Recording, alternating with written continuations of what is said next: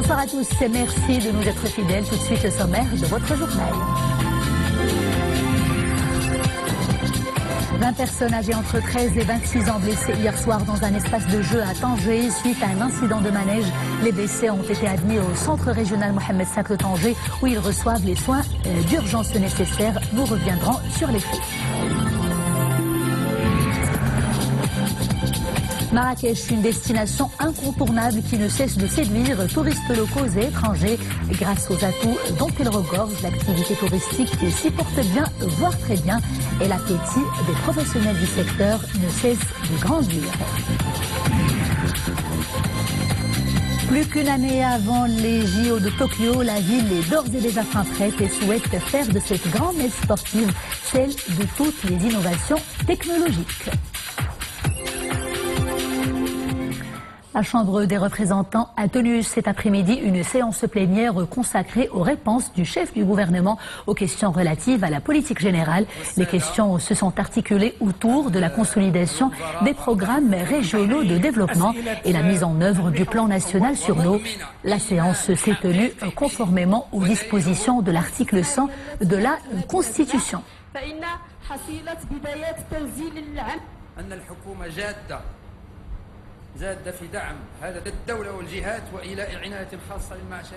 Je vous disais en titre, 20 personnes âgées entre 13 et 26 ans blessées hier soir dans un espace de jeu de Mrora près de la gare ferroviaire de Tanger suite à un incident de manège ainsi qu'à la bousculade et aux remous qui l'ont suivi. Les faits tout de suite avec Fina Chakir Alaoui, Abdelali Gnouni et Nisri El Hamdaoui.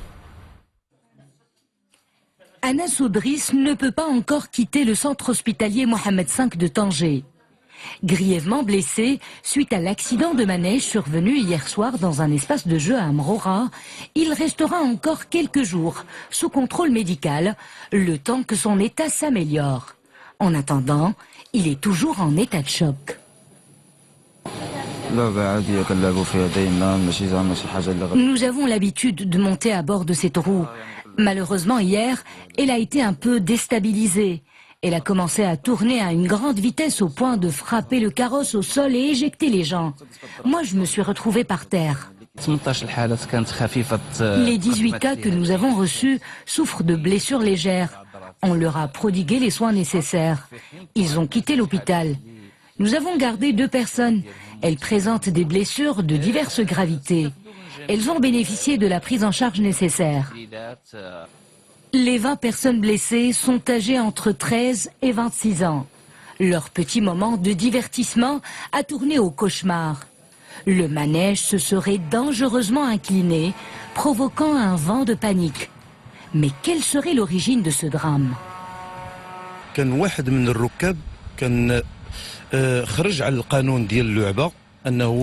Un des usagers de cette attraction a outrepassé les règles de sécurité.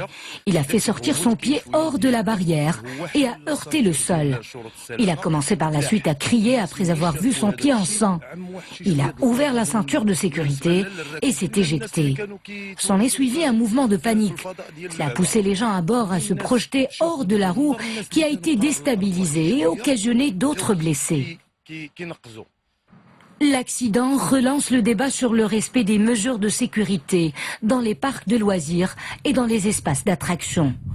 Une enquête a été ouverte. À présent, ce bulletin spécial de la météorologie nationale. À partir de ce lundi, des averses orageuses localement fortes et un temps très chaud sont attendus dans plusieurs provinces du royaume. Taza, Gersif, Safro, Boulmen et Ifren sont concernés par des averses qui seront parfois accompagnées par de la grêle et des rafales de vent. La canicule concerne pour sa part Taroudan, Tata, Assazag, Smara, Ausserg et Oued Dahab où les températures vont dépasser les 46 degrés. Marrakech, une ville où le soleil tape justement fort, également au grand bonheur des touristes venus des 4 coins du monde. Marrakech, c'est également des infrastructures qui ne cessent de se renforcer pour la destination, pour promouvoir cette belle destination. Il faut dire que cela marche bien. Les chiffres en témoignent d'ailleurs. Au titre du premier trimestre de l'année en cours, une augmentation de 9% a été enregistrée en termes des arrivées, et cela par rapport à la même période de l'année dernière. Amina Allam, Assassin Billah Bouazaoui et Monia Marouche. palmiers, transats, piscines et surtout de l'animation font de cette structure hôtelière un endroit idéal pour faire le plein de sensations et se rafraîchir. Autant d'atouts qui ont séduit ces vacanciers venus s'offrir une parenthèse à Marrakech. Et aussi en fait l'histoire de la ville.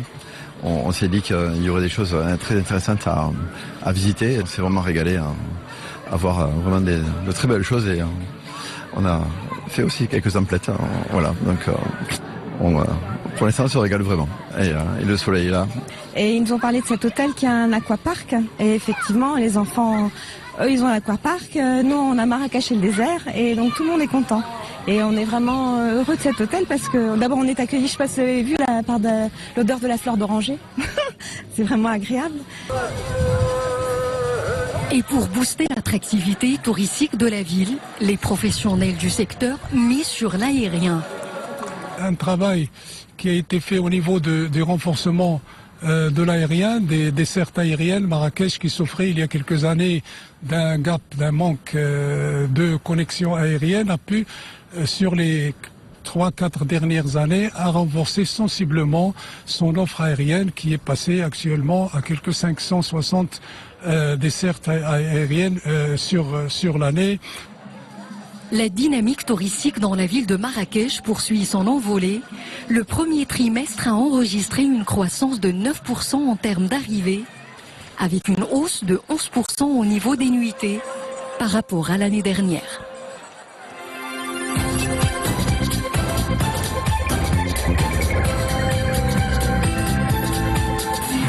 Ouvrons à présent la page monde de ce journal avec d'abord Al-Quds, où l'occupation israélienne a encore sévi. Elle a procédé hier à la démolition de plusieurs habitations palestiniennes. Au total, les 10 immeubles sont concernés. Face à ces nouveaux actes qui surviennent en flagrante violation du droit international, l'Union européenne a réagi. Elle déplore cette opération de démolition, tout en précisant que la majorité de ces bâtiments sont situés dans les zones A et B de la Cisjordanie occupée et qu'ils sont de ce fait sous contrôle civil palestinien selon les accords d'Oslo. En Syrie, des dizaines de combattants ont été tués dans des raids aériens aujourd'hui à Idlib, l'Observatoire syrien des droits de l'homme. Pour l'Observatoire syrien des droits de l'homme, ces raids seraient à l'origine de l'aviation russe, mais Moscou dément toute responsabilité. La province d'Idlib échappe toujours au contrôle du régime. Elle reste dominée pour rappel par des groupes extrémistes liés à la branche syrienne d'Al-Qaïda. Dossier de l'immigration illégale en Amérique latine, le secrétaire d'État américain est actuellement en tournée dans la région. Il a eu des entretiens avec le chef de la diplomatie mexicaine, Mike Pompeo.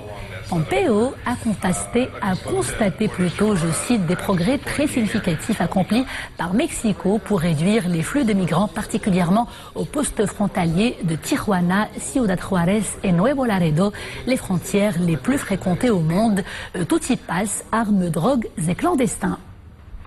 Immigration illégale justement, mais via les frontières maritimes cette fois-ci et en Europe avec cette opération de sauvetage de migrants en mer Égée. 111 personnes ont été secourues par les autorités grecques au large des côtes maltaises. Parmi ces personnes, beaucoup d'enfants et de femmes enceintes. Les candidats à l'immigration illégale sont majoritairement d'origine syrienne et subsaharienne. Ils sont tous sains et saufs. La canicule qui touche actuellement la France aggrave la sécheresse dont le pays souffre déjà. Le gouvernement a d'ores et déjà pris les premières mesures nécessaires face à cette situation qui inquiète sérieusement cultivateurs et éleveurs. L'exécutif français a déclenché le dispositif de calamité agricole dans les 73 départements sévèrement touchés. 1 milliard d'euros seront accordés sous forme d'aide nationale aux professionnels du secteur agricole qui en pâtissent.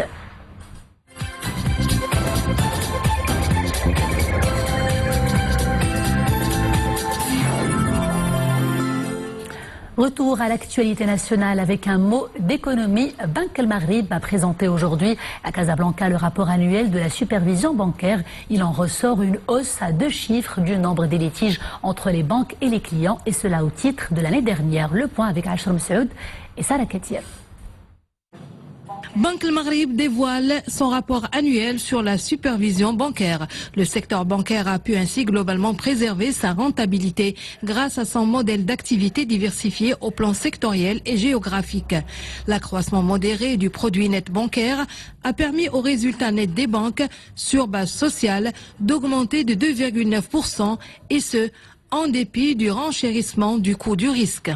En 2018, l'activité bancaire au Maroc a connu encore une fois cette année une évolution modeste dans une conjoncture économique qui est restée difficile.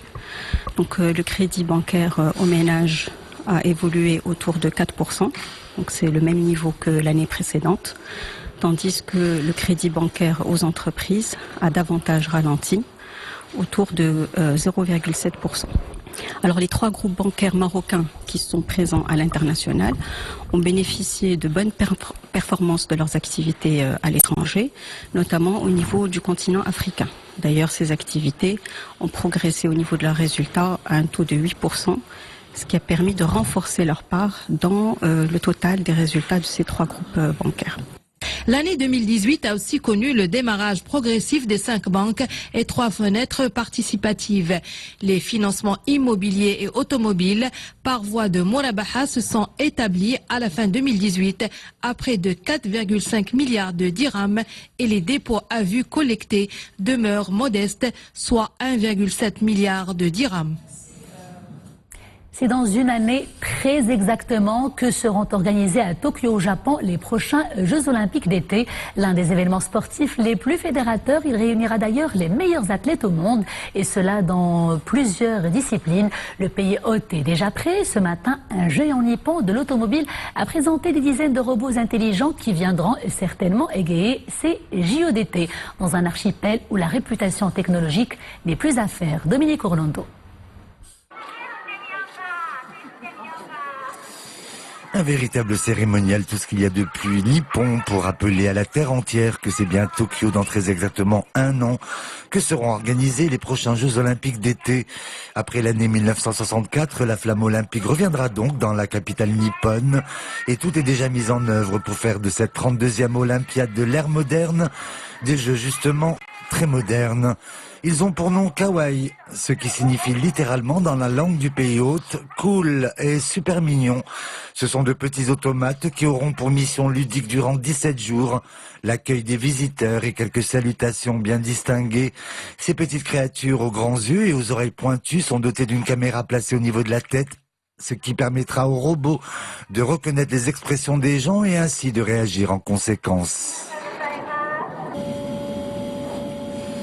Autre nouveauté sur le terrain de l'athlétisme, ces petits chariots sur roues dotés de fonctions autonomes qui pourront épauler le personnel, récupérer et transporter javelots, disques ou marteaux, à condition toutefois que quelqu'un les ramasse et les lui donne. Autant de gadgets dévoilés en ce tout début de semaine pour marquer ce dernier cap des 365 jours de préparation ultime. Tokyo, assurément, compte rappeler au monde qu'elle est un centre où se côtoient les meilleures technologies du moment.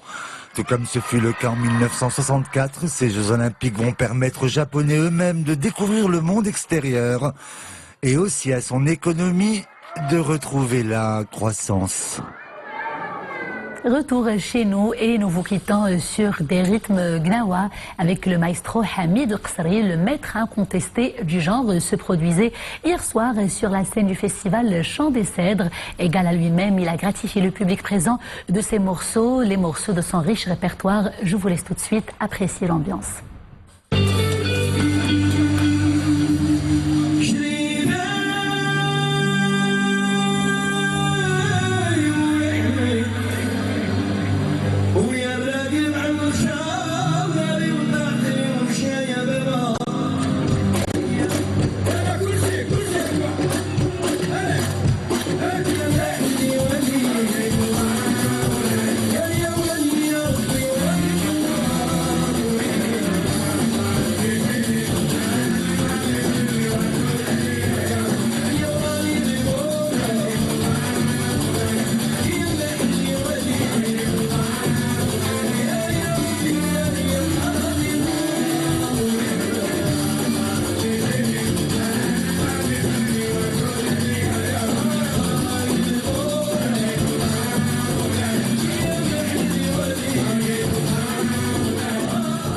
c'est la fin de ce journal. Merci de l'avoir suivi. À 21h, vous avez rendez-vous avec Reda Labidi pour Araïsia. Quant à moi, je vous dis à demain, toujours avec grand plaisir. D'ici là, portez-vous bien.